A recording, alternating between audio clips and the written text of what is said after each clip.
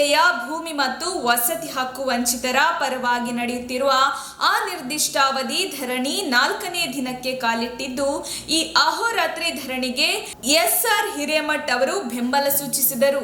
ಧರಣಿ ಸ್ಥಳಕ್ಕೆ ಆಗಮಿಸಿ ಬೆಂಬಲ ಸೂಚಿಸಿ ಮಾತನಾಡಿದರು. ಮಾಫಿಯಾ ಅಂತಾರೆ, ಗಣಿಗಾರಿಕೆಯ ಮಾಫಿಯಾ ಏನಿದ್ದ ಅವನು ನನ್ನ ಯಾರು ಕೇಳ್ತಾರೋ ಅನ್ನೋ ಸೃಷ್ಟಿಗೆ ಬಂದಿದ್ದ. ನಮ್ಮ ಸಂವಿಧಾನ ಎಲ್ಲರ ಮೇಲಿದೆ.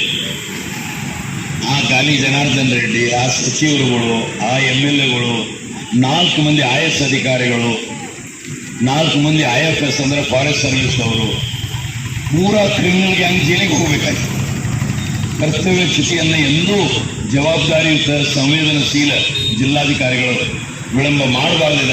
ಅದನ್ನು ಮಾಡಬೇಕಂತ ನಾನು ಕೇಳ್ಕೊಳ್ತಾ ಇದ್ದೇನೆ. ಮತ್ತು ಇವತ್ತು ಹಲವಾರು ಮಿತ್ರರಿಂದ ನೀವೇನು ಮಾಡ್ತಾ ಇದ್ದೀರಿ ಅನ್ನೋದು ನಾನು ಕೇಳ್ಕೊಂಡಿದ್ದೆ. ನನಗೆ ಇಲ್ಲಿ ಬರಲಿಕ್ಕೆ ಸ್ವಲ್ಪ ವಿಳಂಬ ಆಯಿತು, ಅದು ಕ್ಷಮಿಸಬೇಕು. ಆದರೆ ನಾವು ಯಾವಾಗಲೂ ನಿಮ್ಮ ಜೊತೆಗಿದ್ದೇವೆ. ಈ ದೇಶದ ಸತ್ಯ ಮತ್ತು ಅಹಿಂಸೆ ಆಧಾರದ ಮೇಲೆ ಹೋರಾಟ ಮಾಡಿ ಯಾವ ಸಾಮ್ರಾಜ್ಯದೊಳಗೆ ಸೂರ್ಯ ಮುಳುಗುವುದಿಲ್ಲ ಅನ್ನೋಂಥ ಅಹಂಕಾರ ಇತ್ತು, ಉದ್ದಡತನ ಇತ್ತು. ಅವರು ತಮ್ಮೆಲ್ಲ ಗುಡಿಚಾಪಿ ಕಟ್ಕೊಂಡು ತಮ್ಮ ನಡಗಡೆಗೆ ಹೋಗಬೇಕಾದ ಪ್ರಸಂಗ ಈ ದೇಶದಲ್ಲಿ ಬಂದಿದೆ. ಆ ಶಕ್ತಿ ಜನರೊಳಗಿದೆ. ಅಂಥ ಜನರಿಗೆ ನಮ್ಮ ಸ್ವತಂತ್ರ ಹೋರಾಟಗಾರರು ಸಂವಿಧಾನದ ಅಂತಿಮ ಹಕ್ಕನ್ನು ಕೊಟ್ಟು ನಮ್ಮ ಪ್ರತಿನಿಧಿಗಳು ಮಾತ್ರ ಆಡಳಿತ ಮಾಡ್ತಾ ಇದ್ದಾರೆ. ಇದು ನೆನ್ಪಿಡ್ಕೋಬೇಕು ನಾವು ಅವ್ರಿಗೆ.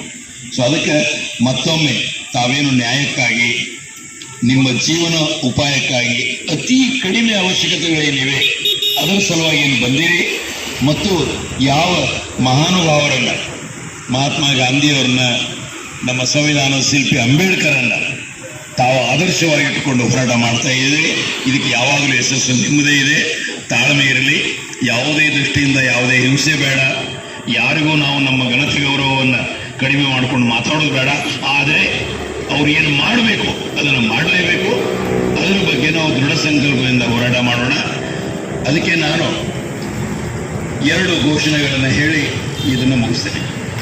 ನಿಮ್ಮ ಅಹೋರಾತ್ರಿ ಧರಣಿಗೆ ಏನಾಗಬೇಕಂತ ಜಯವಾಗಲಿ ಅಂತ. ಅಹೋರಾತ್ರಿ ಧರಣಿಗೆ, ಅಹೋರಾತ್ರಿ ಧರಣಿಗೆ ಎಲ್ಲಿಯವರೆಗೆ ಹೋರಾಟ, ಎಲ್ಲಿಯವರೆಗೆ ಹೋರಾಟ,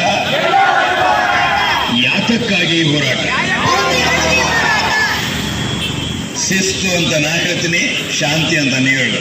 ಶಿಸ್ತು, ಶಿಸ್ತು. ಇನ್ನು ಧರಣಿ ನಿರತ ಸ್ಥಳಕ್ಕೆ ಆಗಮಿಸಿದ ಆರೋಗ್ಯ ಸಿಬ್ಬಂದಿ ಧರಣಿ ನಿರತರ ಆರೋಗ್ಯ ತಪಾಸಣೆ ನಡೆಸಿದರು. ಆರೋಗ್ಯ ಇಲಾಖೆ ಸಿಬ್ಬಂದಿಗೆ ಹೋರಾಟದ ನೇತೃತ್ವ ವಹಿಸಿರುವ ಹಂದ್ರಾಳ್ ನಾಗಭೂಷಣ್ ಅವರು ಧನ್ಯವಾದಗಳನ್ನು ತಿಳಿಸಿದರು.